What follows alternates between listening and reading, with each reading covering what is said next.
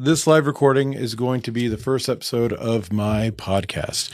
And my podcast is going to be every single Sunday at this time, 11 a.m. Eastern, 8 a.m. Pacific. But in the future, I'm definitely going to have all those technical stuff figured out.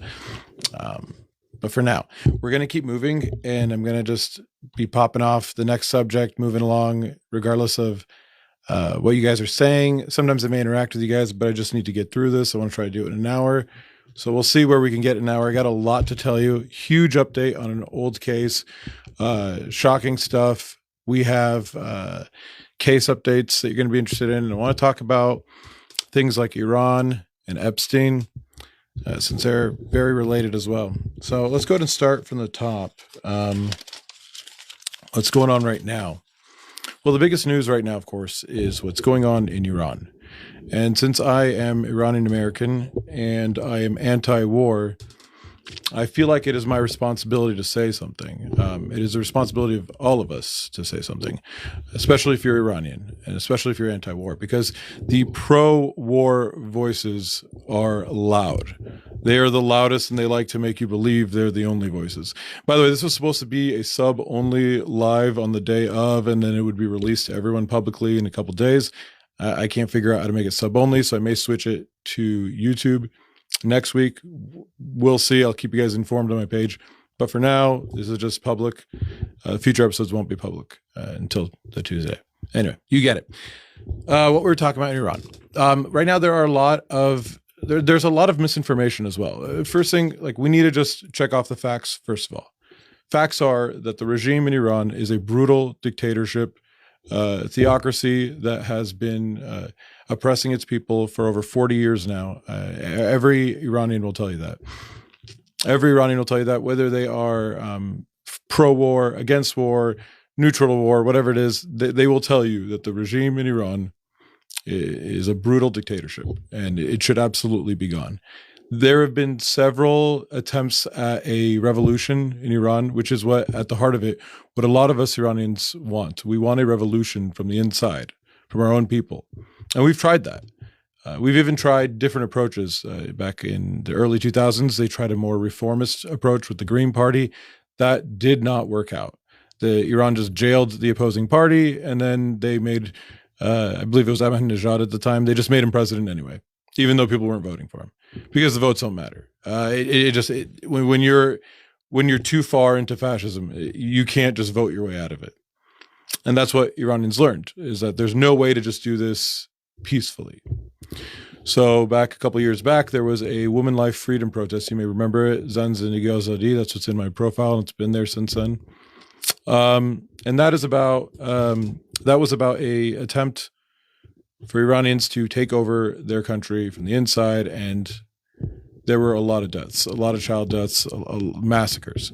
And the thing is, that is all correct and real and true. The problem is that a lot of information coming out of Iran, when it comes from the regime, it's propaganda.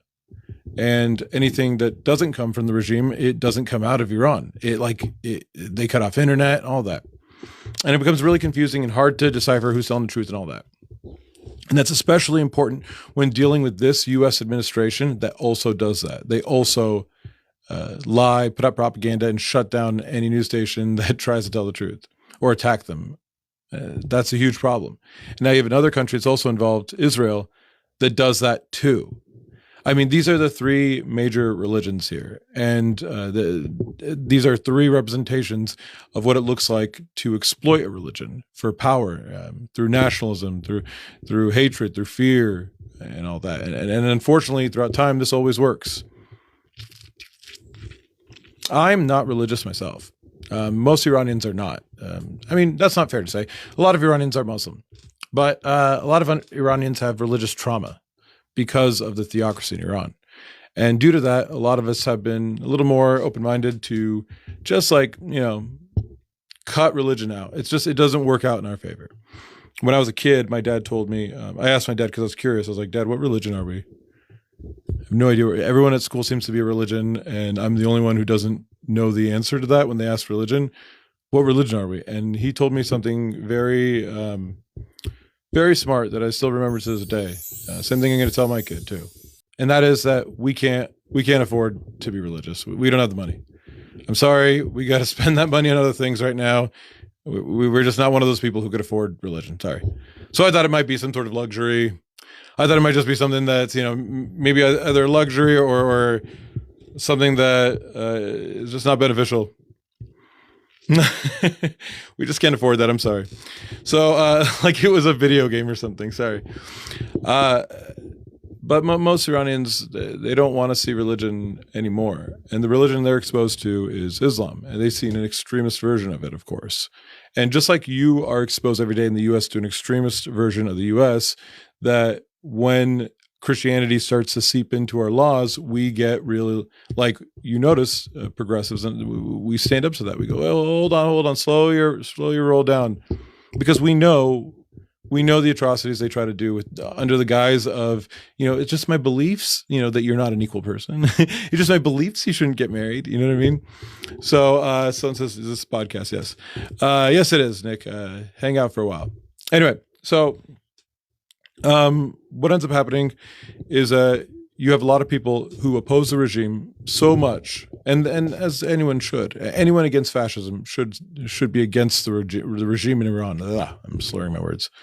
And you know what it is too? It's because I can't hear myself because I have these headphones on. It makes it so I can't hear myself. So it's like I'm just not used to it. I'm not used to it yet, but I'll get used to it. Someone's saying, are you Iranian? Before you say I'm not allowed to speak on this, yes, I am Iranian. بله من ایرانی هستم. میتونم فارسی هم حرف بزنم اگه دلت میخواد. حال شما چطوره نیک؟ خوبی؟ مرسی که اومدی با ما حرف بزنی. ولی unfortunately, the rest of the people here, they do not speak Persian, so I'm going to have to switch back to English. What were we saying?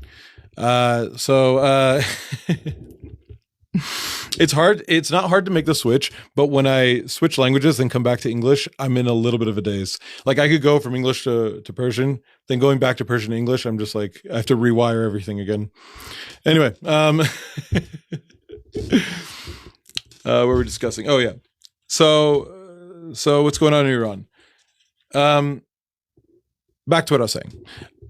Everyone wants to see the Ayatollah gone, and that's great, but it's not just Ayatollah. This is a figurehead. Without the regime gone, it's nothing. It's nothing.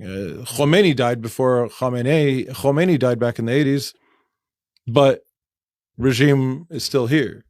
The regime is still here and still oppressing people, and it stayed here for years and years. And I'm telling you, and I'm not saying this because I'm trying to piss anyone off. I understand all the Iranians in the diaspora, they love Iran. I believe that a lot of them are misguided in this idea that Trump is going to help in any way possible. And to be fair, Iranians are not a monolith. There are Iranians who understand Trump hates them and won't help them. And still they support this illegal bombing and war, they want to call it. And that is not a defense of the regime. That is a defense of the Iranian people who are getting massacred, who are ultimately the victims of all this. Attacking the resources, yes, weakens the regime. Attacking the military bases, yes, weakens the regime. But attacking the Strait of Hormuz or any of the other areas where they have oil refineries and all that, when you go after the main resources in the heart of Iran and completely disable it like that, you're going to harm the people too. But I mean, that's not my only concern. The direct bombing of people is also horrific, and I never ever support bombing. Bombing is not. Bombing is collateral damage. That's ultimately what you're accepting with bombing, and I just can't get past this idea that bombing a school in Iran is worth it for a figurehead.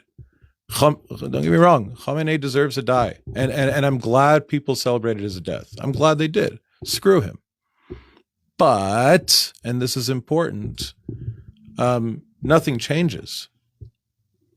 Nothing changes, and cheering on Trump is so fucking embarrassing. I mean, not just because this guy is a pedophile. I'm talking about the fact that this guy intends harm on you. He intends harm on you. The entire war on Iran came up because one, it's what Israel wants, and so whatever Daddy Israel wants, Trump's going to do. I don't know what they got on him. but also to distract from the Epstein files.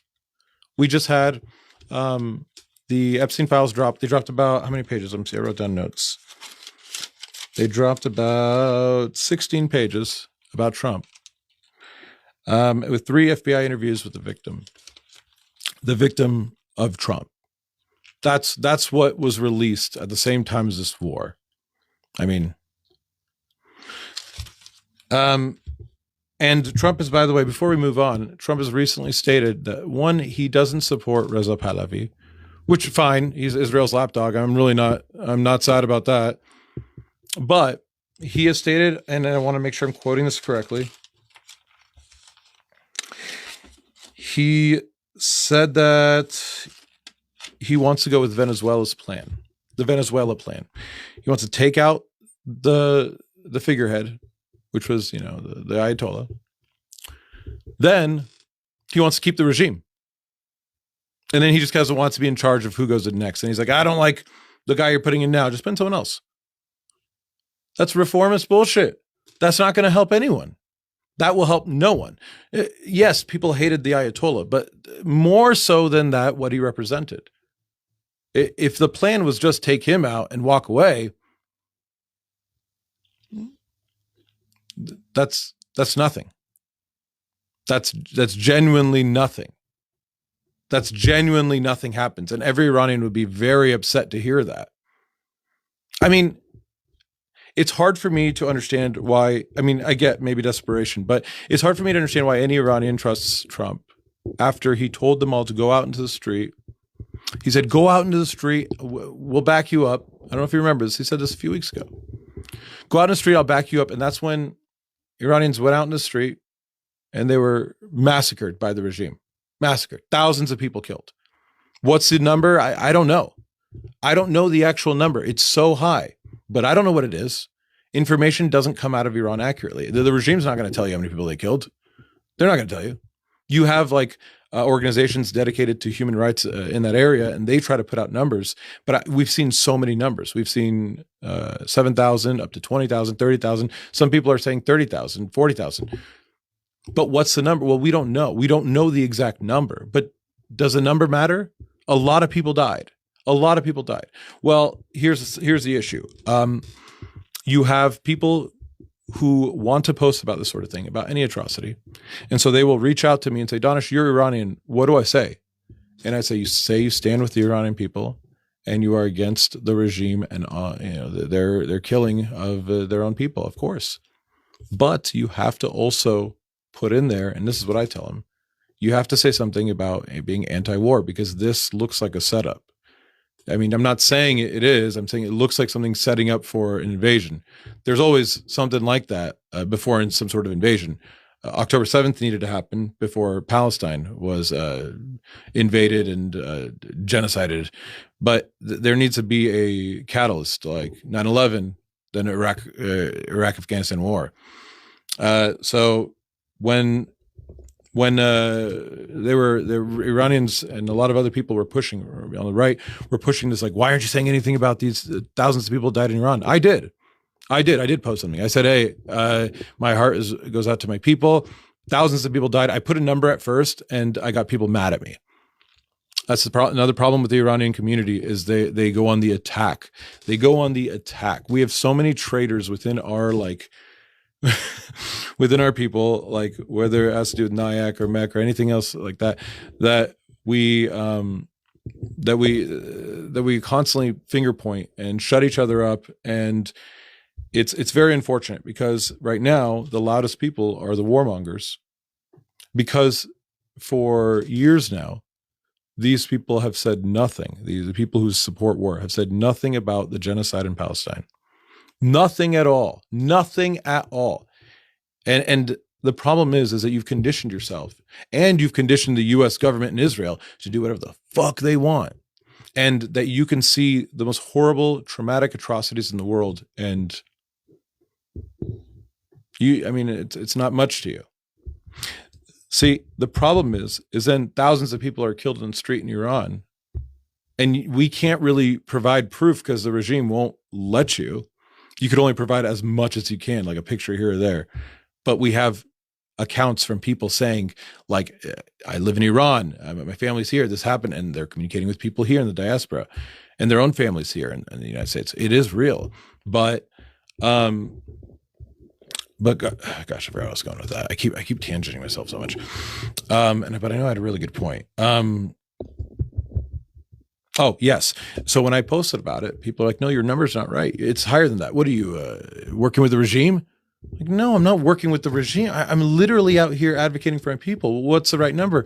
Oh, okay. They said it's 20,000, 30,000. Like 20, 30,000. Do we have like, I saw a picture of like 10 body bags. If there's something I can provide. The way that my platform works, I mean, we go after like evidence and crimes and stuff. We can't just assumptions and stuff. We can't do that.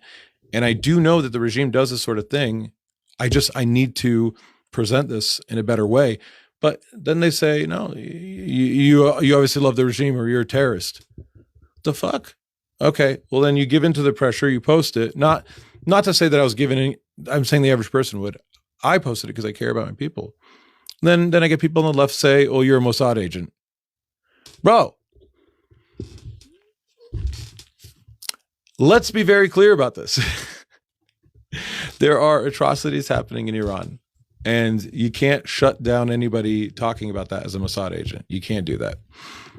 That is one, it's bullshit, it's racist, and it's harmful. This is a fascist state in Iran.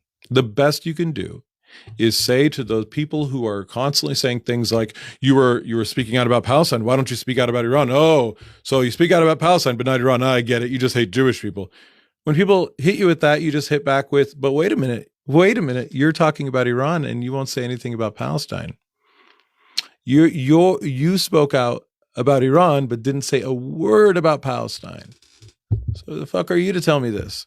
I personally spoke out about both. But let me be clear to you. You don't have to speak out on every single thing that happens in the world for there to be any sort of merit to what you're saying. Well, because remember, if you spoke out on Palestine, they'd say, well, why didn't you speak out on Congo? There's always something else you could have been doing. Why weren't you addressing every other bad thing in the world that has happened before this? This you shouldn't mention. This one, no. This one's too far. This one's worse. But if you can't bring yourself to say anything about genocide, you're a hypocrite to sit there and go, where is my compassion?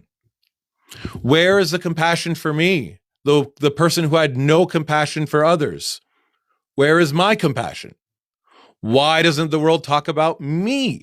Thank you for the gift. Do you understand? You have to give compassion to expect compassion. I mean, you shouldn't expect, but I mean, you're not going to get it.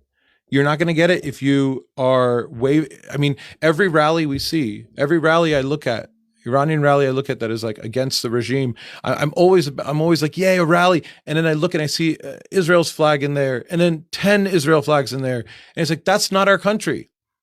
That's not our country. That's not Iran. And that country is committing genocide. So let's not associate with that. Let's not associate our struggle with another oppressor. Because what we're essentially saying is that fascism is bad for Iranians, but we don't give a fuck if it applies to anyone else. Just as long as it doesn't apply to Iranians, we're good. What is that? The thing is I know my people better than this. And I know that these voices that are loudly saying all Iranians are dancing in the street and all Iranians are dancing to Khamenei's death. Yeah, but conflating that with Israel and the U.S. bombing them, I mean, that cuts it into portions. Like, I'm not dancing about that. I don't know many people dancing about being bombed. There are some. I'm not going to say they don't exist. But the problem is they're the loudest voices. And if you say anything to oppose that, they'll say you're a terrorist. The same shit they did when you spoke out against Israel's genocide, they'd say you're anti-Semitic. Come on.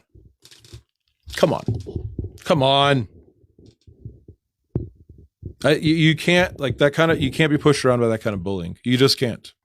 And it's very important that other Iranians who are against war, which we all were, by the way, every Iranian in the diaspora was until recently. all kind of just changed their position here because they said, well, that's what the people in Iran want. Well, the people you heard in Iran want. Iran's not a monolith. You got a lot of different people there who are giving very different opinions. Yes, you have people who are like, yeah, bring on the bombing, but their thought process is, take out the regime, I'll die with them. You have some people who are for the regime, a very small portion of Iran, very small portion, who are for the regime. And the videos that you see online of people going, you know, this is a bad thing, or that we loved the Ayatollah. Those are regime supporters. If it was another country, would you be fine with it? Or another president? Come on, you're a clever man. If it was another country, would I?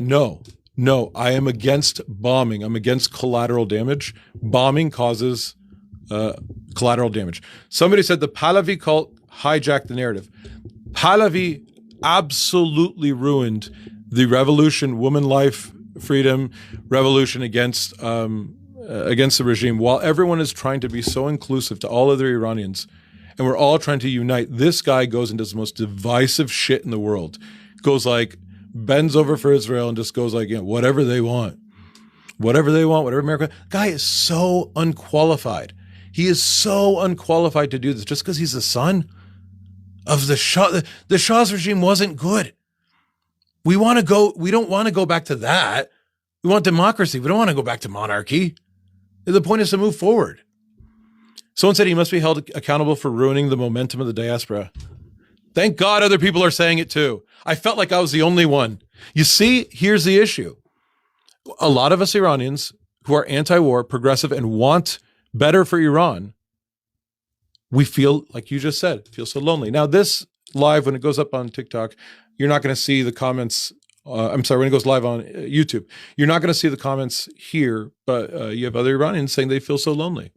We have to speak up. That's exactly why I'm speaking up. I don't care how much it isolates me from the other Iranians in the diaspora. I don't care. I don't care at all. I cannot find common ground with someone who believes in bombing our country or bombing any country. Anyway, that ate up a lot of time, so I'm going to have to move on from that. But I'm glad we're all on the same page there. I want to see if there's something else I wanted to hit on that. Why did it say free Iran? Yeah. Compassion. Yeah. Okay. Don't like Pahlavi. I mentioned that. Okay, great. So let's talk about the reason for this war. Operation Epstein Fury. As we know, there have been tons and tons of delays trying to get the Epstein files out or getting any accountability for them whatsoever. Recently, NPR did a story about how the last release of the Epstein files were missing about 32 documents relating to Trump. I believe it was 53 pages regarding Trump. And then the Department of Justice released about 16 of them. 37 still missing. That's what it is. 37 still missing. Someone said, are you still beefing with the crazy couple in court? Yes, we'll go over that after this. And the ones, so these documents that they just released, they happen to be of interviews with somebody who made allegations towards Trump, a 13-year-old who made allegations towards Trump of sexual misconduct, of, raping him. That's what it is with a minor. It's rape. It's not sex, it's rape. And these allegations were all taken out. And before it even came out, the White House tried to prep everybody with, hey guys, there's a lot of what's going to come out now is just accusations. They're really salacious and stuff, but just know that, these are just, they try to soften the blow. And what's really odd, and this is something I looked up, that while they tried to say that these interviews of and FBI intakes with the victim, where the victim had stated, by the way, that she had met with Trump and Epstein and had her head forced down onto Trump's mushroom there. And apparently he said something nasty to her. She bit his dick and he punched her, called her a bitch, kicked her out. That's what the allegation says. The FBI continued to interview her a couple more times. Obviously, this wasn't just like a nothing case. She had been receiving threats. She says that she had been felt threatened on the road while she was driving as well. And she also said to the FBI, what is the point of any of this? Because it's past statute of limitations. So why are we doing this? By the time we got to the fourth interview. I mean, that's a good question. Why? Is there something there? Is there something to investigate? Is it part of another investigation? Well, the reasoning that the Department of Justice gave for not releasing these files initially was not because it was just so embarrassing to Trump, was that, well, these files could be part of an FBI investigation. Are they? Are they? Because these interviews were used by the Department of Justice against Epstein and Maxwell. Is there legitimacy to it? Like that's what one would naturally think, right? Like, is there some sort of legitimacy to that interview? Why hold up? I mean, there's a lot of things that really should raise red flags when it comes to Epstein and Trump. And that's the fact that this guy will not just release them. He will not just release them. He has done everything he can to get in the way of the full release of these files. Whether it was, let's see, I think I made a list here. Whether it was, calling the whole thing a hoax. Remember that? First of all, this whole thing was a hoax, Democrat hoax. Whole thing is a Democrat hoax. And the other truth that we need to hold is that also investigate the Democrats. So it's a hoax by the Democrats, but we should investigate the Democrats about this hoax that the Democrats made about Trump. You want us to investigate whether it was a hoax? No. I want you to investigate that it's legitimate, but the Democrats did it. But when you find anything about me, that part's hoax. Oh, okay. Got it. Got it. Understood. You got over-redaction, not meeting release deadlines, incorrectly. The excuse that, some forms are incorrectly coded as duplicates, and so they were removed by the system. Those ones were all Trump ones, by the way. All Trump documents. Weird little glitch there. Very specific glitch. Trump wouldn't sign the bill to release the files after Congress had enough votes to override his veto anyway. Constantly preemptively defending against it. What about Democrats? Went over that. But the three things that we should take away from the Epstein files is, one, his personal ties with Jeffrey Epstein. Number one. Right? He has more personal ties to them than anyone else, whether he's on a plane, whether it's at Mar-a-Lago or whatever. He knows Epstein pretty well. One. Two, the allegations of misconduct. Look, he knows him, and there are allegations. Okay? And these are salacious allegations, I know, but everything that happened with Epstein was, disgusting and salacious, That doesn't mean that it's not real. Third, the hiding of the files. These three things, the fact that there are allegations against him, the fact that he was very close with Epstein, and the fact that he tried to hide these files, that's enough. That's enough for me to be like, all right, we can't move forward with any decisions in this country by this president. He needs to sit in front of, look, if he was innocent, at the very least, the expectation at this point is sit in front of something, someone, some committee, something, and let's clear all of this up, clear it all up. Because if I was Donald Trump and I was innocent, if that was the case, I was Donald Trump and I was innocent, what I would do is I would be like, get me in front of this camera, get me in front of the senators. Let's ask me whatever questions you want. I'm ready to, we all know I didn't do it. So I'm ready to answer questions, but he won't do that. Instead, he avoids all of it. He makes up all these roadblocks and excuses, then shouts, I've been fully exonerated. How? That's not for you to decide, but like how? The fact that he's doing that is way more suspicious. The fact that he would say, I'm fully exonerated now. Oh, okay. Okay. Someone said, why are you so sure he is not innocent? Who is saying he's not innocent? Are you talking to me? Maybe you're talking to someone else. Who is saying he's not innocent? Who is saying he's not? Would an innocent man be doing any of the things he is currently doing? An innocent man would not try to hide the files. An innocent man would not try to say, have his FBI director say what? That it was that Jeffrey Epstein never trafficked any girls to anyone ever. Okay, why is Maxwell in jail? Why was it? So the whole Epstein thing was a fake? It was fraud? That motherfucker needs to go to jail too. Bondi and Cash, I don't think these people understand. Maybe they didn't pay attention to Trump's first term. Everyone who falls on the sword for Trump, everyone who makes a sacrifice for Trump had their lives ruined, and Trump turned on them. Trump turned on them anyway. Trump turned on them anyway. Why has Trump not sued anybody for calling him a pedophile? Good question. Yeah, it's a very suable offense calling someone. I'm in a lawsuit right now over that word. Why has he not sued anyone? Because that would open up discovery. Okay. I want to talk about one more thing, though. When Donald Trump was asked about if there would be any attacks on U.S. soil or to Americans, the president of the United States gave a response that is, like, I think so fucking shocking, and I can't stop thinking about it. He said, I guess. Literally. They asked him, President Trump, are you not worried about an attack on U.S. soil from Iran, retaliation, anything like that? I mean, I guess it's war, and that's what happens. I mean, yeah, I'd be sad, but I mean, I guess. I don't want to hear that. I didn't want to hear that. Oh, yeah, we're expecting it. Of course we would. Don't be stupid. Of course. Well, you an idiot? Of course. We're all going to die for Epstein. We're all going to die before Trump's ever held accountable. God damn. God damn. God damn. God damn. I want to also point out that what the Trump administration has been doing recently by putting out these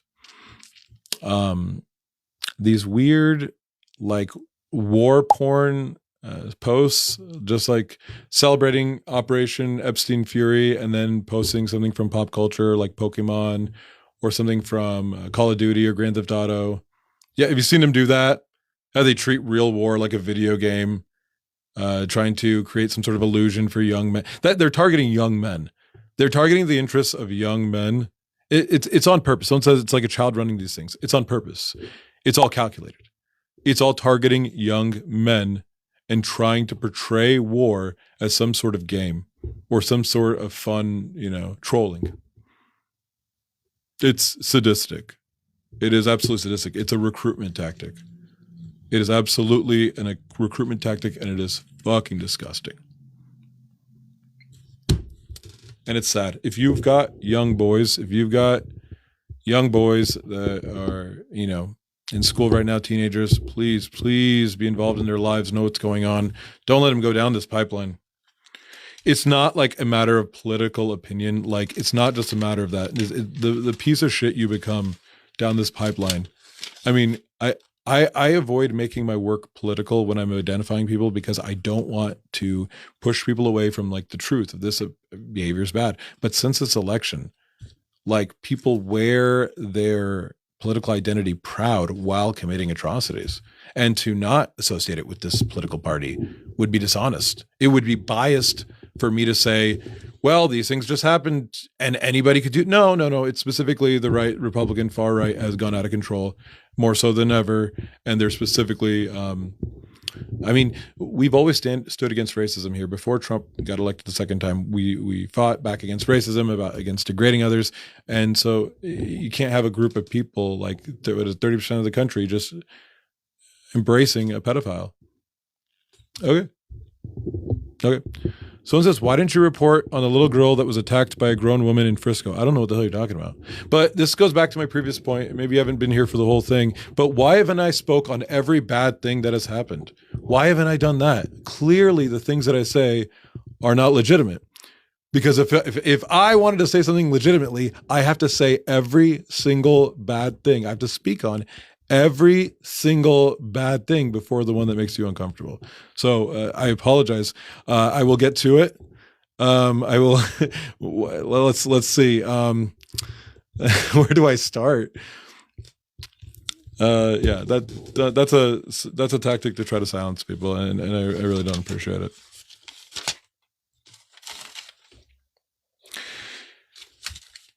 In fact, let's go check this person's page. Have they spoken about everything? I'm just kidding. Leave them alone. You don't need to. Okay. So let's move on again. We got 2 more things to talk about. Running out of time. Well, we're not. We're not running out of time. We could use this time however we want. But I want to try to get this clean and done in an hour. Okay. So I have something very interesting for you guys to see. Let's start with my court cases. Let's do that. So I am involved right now in several court cases, actually. The main one being my lawsuit against my children's stalkers. Now, before I had filed that lawsuit against them for what they did to my family and what they continue to do to me, my wife, my kids, I mean, they've been torturing us for 4 years now, nonstop. They double, triple down on it because they don't think they're wrong. But we just had to endure that. And finally, my trial is supposed to be happening this month. So it has been like a huge relief and excitement for me and my family for this to finally be over and we could live a normal life. And I could, work without having all my brand deals sabotaged, all of my platforms mass reported.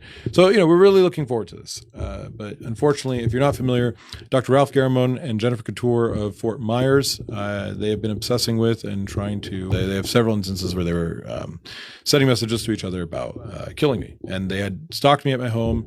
They stalked my children, my wife. They've been doing awful, horrible things. They'll send threatening mail to my family members, and then any sort of evidence that we try to use, like medical reports from the doctors to show that they've affected our mental health. They'll take that. They'll take stuff that we told a therapist about, psychologist about, and they'll give that to their paid goons, Joey Camp, Richard Lutzman, and such, and they'll go out there and just like harass us with it, or send that to like the family member. Like you go to your therapist and you talk to a family member, they'll take that and send it to that family member. Like the most deranged shit in the world that they've been doing. So like all I have to do is just like make it. Like all I do is just stick in there, hang in there. All I got to do is hang in there. The lawsuit is in my link tree if you want to read it. But what they've done since I filed it has been just as bad or even worse at this point. That it doesn't, the lawsuit itself won't even cover all of it. But anyway, so we are at the trial phase. We passed by every hurdle we need to get to this case. And one of the hurdles was that they filed a phony lawsuit against me. Jennifer Couture tried to sue me and I won that lawsuit. I don't talk about that enough. I won. She lost with prejudice and she cannot file again against me at all. She also had, her husband and his company try to sue me. The courts put that lawsuit on a stay. That lawsuit's not moving forward until my lawsuit is decided, because my lawsuit will ultimately reveal everything. So that one's put on a stay. Oh, another one, a Danesh. It's not technically a victory. It's not a loss. It's just like they can't move forward with it. Then throughout this entire process, the past 4 years, they've had this guy, Joey Camp, who has been aggressively going after me. But every time I do a video, every time I make a video, he'll contact the subject of the video with all my personal information, where I live, my family members, everything, to try to discourage me from making videos, which I continue to make videos anyway. His behavior and his crimes will not impact how I do my job or, what I'm doing, how I help people. I will never let it do that. No matter what kind of hardship I have to go through to maintain that he will not affect it, I continue to do that. So, dealing with him a lot sucks, but what's nice is that he's stupid enough to tell you the plans the whole time while they're doing it. And one of the things that he kept telling me is that he's giving everyone my information, not to put me in danger. No. Under the guise of like trying to get them to sue me. And he would still also try to get them to do that. He would try to push them to sue me, try to put delusions in their head that they could, outmatch free speech or something, or convince them that I'm some sort of criminal because they like to point at the other lawsuit that was dismissed, and say that there's some legitimacy behind their stalking or whatever. Anyway, so that was not very successful. There was only one person who went on board with that and tried to sue me. That lawsuit is it's moving slowly, but this guy is from another video that I did It's called the Neighborhood Creepers, about these grown adults who were stalking a black child in his neighborhood because they thought he just didn't live there. And because he said something to one of the wives. He flirted with one of the wives, apparently, allegedly. And a bunch of white people didn't like that, stalked him throughout the complex. And then one of them tried to get a weapon from the car to get the kid with. And he was stopped by another friend. And so the guy who tried to get the weapon, he was fired from his job. And so he tried to sue everyone under the sun. Try to sue me, try to sue everyone who's made a video about him, and try to sue his former company. This guy, so fucking privileged, he wasn't charged for trying to hit that kid because the cops decided through watching the video that he was far enough away that the kid wasn't in danger. So it wasn't a crime. Like, the cops threw you that one. Be fucking grateful. Instead, he took that as validation and started coming after everyone. That's not going to work out. It's not going to work out. Look, generally, I don't tell you guys about all the lawsuits I'm in or all the hardships that I face. And it's not like because I just don't want to bore you guys. It's also because I didn't want you guys to think that by doing the right thing or standing up for the right thing, that comes with enough pain or hardship that it's not worth it, because it is. With everything I'm going through, it is. It's absolutely worth it. Sometimes I don't want to share because it's embarrassing. It sucks. It really does. But I think that it does more good to tell you that I'm dealing with all this because I want to show you that you could overcome it. I am not losing any case. I haven't lost any case at all. I keep winning. I'm going to continue to win because I've always done the right thing. I document and I don't sink to their level. I think it's more helpful to show you that, yeah, bad things do happen. And if you watch me, I'm fighting several lawsuits at once, and there's more too. There's another lawsuit. Of course, you know about Jeremy Ray Wilson, the TikTok pedophile. I did a video about him, and he decided to sue me for calling him a pedophile and sex offender and all that. So he filed a lawsuit, but in the lawsuit, he wouldn't say why he's suing me.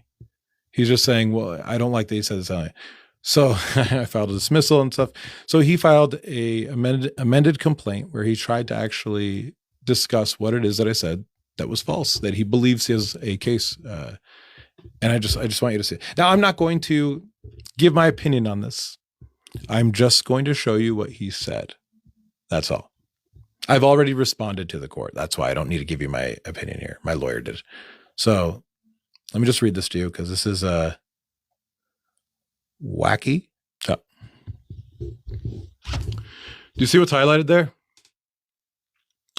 So in this amended complaint, I think that's the second paragraph right there. Plaintiff does not dispute his sex offender registry status. Well, looks like I won.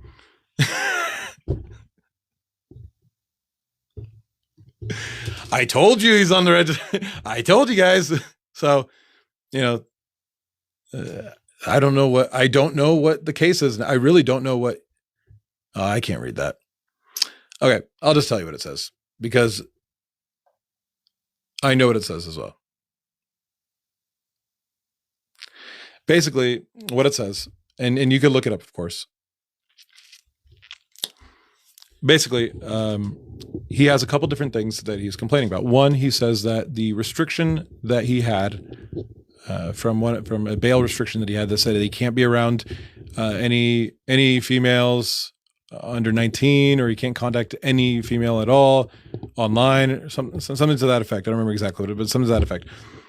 He says that was a temporary restriction, not a permanent one, and that I must have known that when I presented that information as an ongoing thing. I didn't. You never offered any corrections. How would I know that?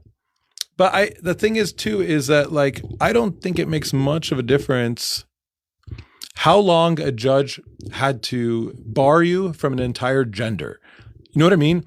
Like, be it 5 minutes or 5 years, it's still a gigantic red flag that you can't just go past. Hey, I was only restricted for a short time. Come on. Okay. Now I don't know that to be true. That's what he is saying. So I'm just repeating that he is saying that. I don't know that. I don't know whether it was short, but I'm just saying it doesn't really make a difference. If it makes a difference to anyone here, I mean, hey, then you know now. I don't. Okay. Also included in that lawsuit is the definition of pedophilia. I wish I was joking. He has the definition of pedophilia in the lawsuit, claiming that he can't possibly be a victim. I'm sorry, he does not claim that. He claims he's very much a victim. He claims he cannot possibly be a pedophile because pedophiles are defined as prepubescent children generally. And so since his victim was 13, that he doesn't qualify as one. I'm not going to give my opinion on that on live. I already did in court, but that's not how that works, pedophile. That's not how that works. I guess I'll get my opinion here too. And then also this idea that I've harmed his reputation. I'm sorry, sir. What? I harmed your reputation? Being on the sex offender registry is your literal reputation. For me to ruin that would imply you were hiding your sex offender registry status, which you're not supposed to do. And incidentally, my videos about Jeremy were how he would go to school campus after they asked him not to, where he would film children after they asked him not to. Am I harming your reputation there by saying, hey, that guy's on the guy who will not respect the boundaries of children, he's on the registry.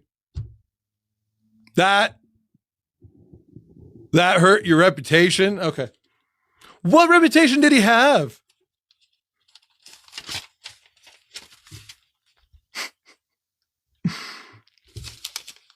Okay. It's too bad I couldn't get I was going to have the photos up too while I was referencing it, but this is fine too. So the update on my main, so I'm dealing with all these side cases, which I'm fine. I didn't even ask you guys for help on or like help me get this or lawyer. No, I took care of it. I got it. Thank you guys so much. You've done more than enough. You guys helped me more than enough. Thank you so much. But I have a little bit of disappointing news, but it's you know, it is what it is. My trial that was set for March has been delayed by the court until November. So that means 8 more months of harassment that I have to endure, 8 more months of looking over my shoulder, 8 more months of a lot of things. I mean, I'm going to turn 40 in October and I'm still going to be dealing with this. This has effectively been like all my 30s I've been dealing with this and my younger child's entire life, and dealing with these child stalkers. And while it is disappointing, it is necessary because they tried to sneak in counterclaims like in the last minute that I'd have to defend in court that were never tested like through the process of going through discovery and all that. And they're like, well, fucking, you got to do, we're not going to, you can't just go litigate this in court. You need to get to court with these claims. So they gave us some extra time, and then the next available court date was until November. So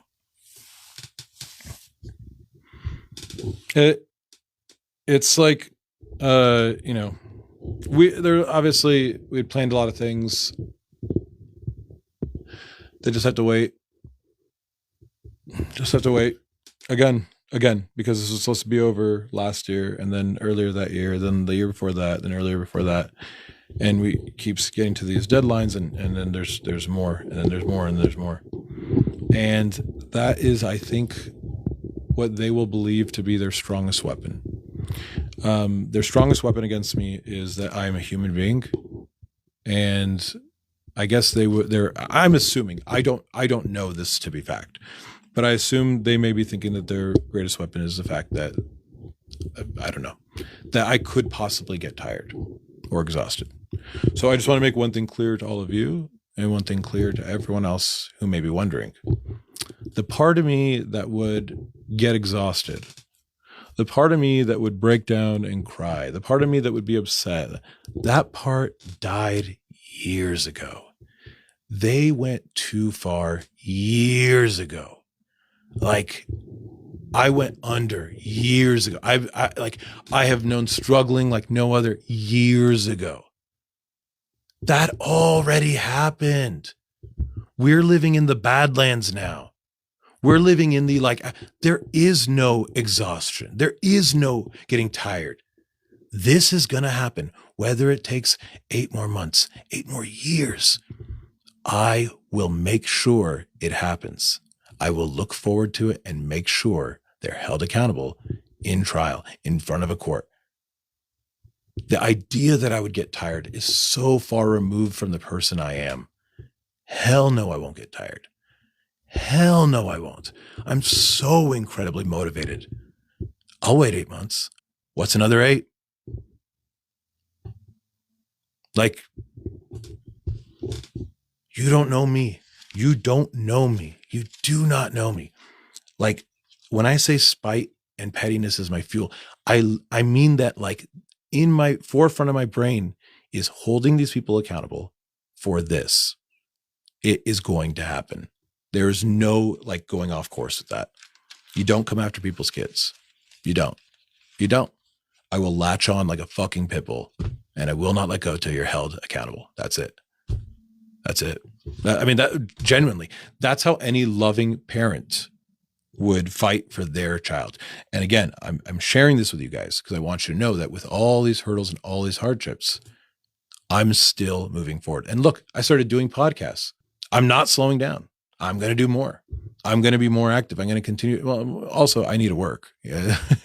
I need to work. I need to make sure I'm making my money and working. So I got to make sure I'm doing these things as well. And podcasts it's beneficial. And there's so many negative voices out there, so many bad men giving bad advice. Andrew Schultz telling you years after everyone else already knows, hey guys, Trump might be a bad choice. A ghost is pulling on my cheeks right now. Anyway, lastly, I have an update on an old video. This was the first video I made identifying someone back in 2021. I remember the day very, very, very well because I didn't get into the business of identifying people. That wasn't the plan. The plan was actually to post something political that I believe in. And so I was looking on TikTok to get inspired, like, well, what is it people are talking about today? At the time, I was a political channel.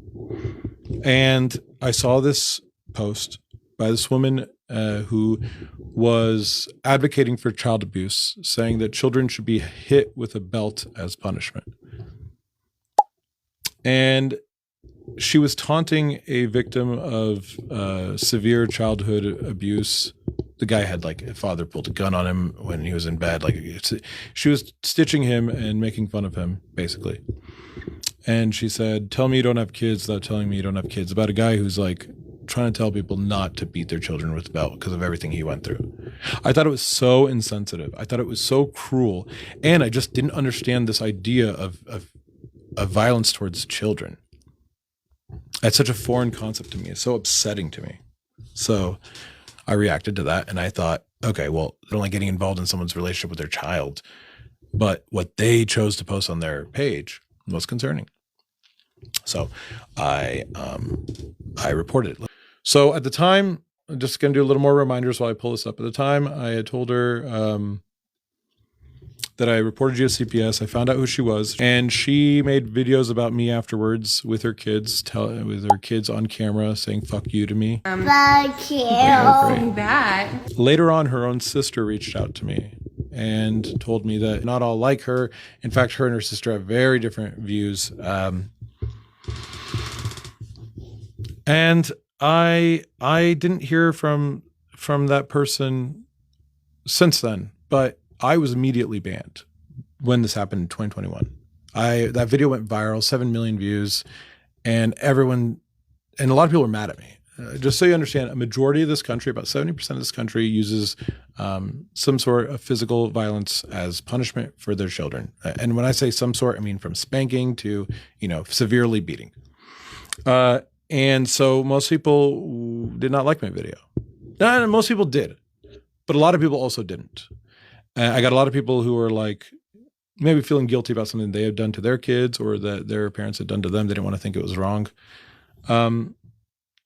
So they got really mad at me, and I backed up all my claims, and I was able to get on a lot of people's good side, and then my account was restored. But all this was happening when my youngest child we were in the hospital and he was being born. I didn't expect this to go viral. I had just made a video, and then while my child is being born, it's going viral like crazy, and then I get banned. And then my son is born. And it was just like so much going on that day. So it's really, that's why I remember. And it's when I started to get a large following for the first time ever. I first got to like 100,000 followers, and then I realized there is a need for someone to identify people, blah, blah, blah. I don't want to go on a tangent. What I want to talk about is what the update is with this case here. What had happened is she was arrested end of last year. She was drinking heavily one night, and she took her child to bed, 5-month-old child, and rolled over on the child and had suffocated her 5-month-old baby. My condolences. I am so sorry for your loss. She had told her blood alcohol level when her blood test was taken 3 hours later. So 3 hours after, not after the night of drinking, after she had woken up that morning, and the way she was woken up was they had to shake her for 2 minutes, flashlight in her eye. Then she realizes her child is dead. Then 3 hours after that, it was 0.3 blood alcohol. So that's extremely high. One of the things that Sarah said when she was arrested, she said to the police, of course, if my kid is dead, I might as well be too. I said I needed help. I tried to get help. That part's crushing. Generally, I don't really care that her and I have a difference of opinion when it comes to politics or when it comes to, how to take care of kids, and not hitting them. That doesn't really matter right now. This is a much bigger deal. And this could happen to a lot of people, is what you have to understand. This didn't happen because she didn't listen to my video or something like that. That's not why this happened. This could happen.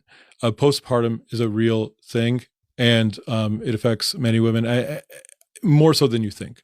The help and the resources out there are just not available. There are like phone lines you can call, but I mean, she tried to get help, she said. So what I recommend is if someone I mean, you must, this isn't the only story you've heard, even as a man, if you're watching, because I know men have less knowledge about these sort of things. This isn't the only story you've heard of a woman with postpartum depression and something horrible happening. It's something to be taken seriously, especially if somebody has reached out for help. Now, when she was drinking that night, it should be noted, her husband had just come home and started drinking with her. They both drank, and then she took him to bed. I think he passed out on the couch. Then when he came to bed around 5:45 in the morning, he noticed the baby was deceased. So he bears responsibility as well, especially if she tried to get help. He was aware of it. I get her sentiment. I mean, I don't want her to be dead, but I understand how she feels. I understand why she would say that. And so I reached out to Sarah Jameson. Oh, she's out on bail. She got on $50,000 bail. I reached out to her and just sent my condolences. Sorry for her loss. I mean, I know there's a lot of things people can say. She should have done this. She should have done that. There is no punishment that is going to do anything like the one she's giving herself every single day. So anyway, as a parent myself, that's hard. That's hard to hear. And nobody, of course, wants an outcome like this. And I want to also reiterate, hitting children is bad too. That is also bad. But please take postpartum seriously. If you know someone in your life tries to get help, you make every effort to try to get them help as well, so we could avoid these kind of outcomes. Wish I had a happier note to end it on, but I think that with the subject that we're doing with crime and all that, the topics that we cover, we're not always going to have happy endings. The point is that we care about these things and that we address them. Join me next Sunday. I'm going to do another one of these next Sunday, and every Sunday at around this exact time. All right. We'll see you guys next Sunday. Love you all. Take care. Be kind to each other. And what holiday's coming up? Nowruz, Eid. I'll talk about that next Sunday. It's Persian New Year's coming up, and I can't wait to tell you all about it. Take care, everyone.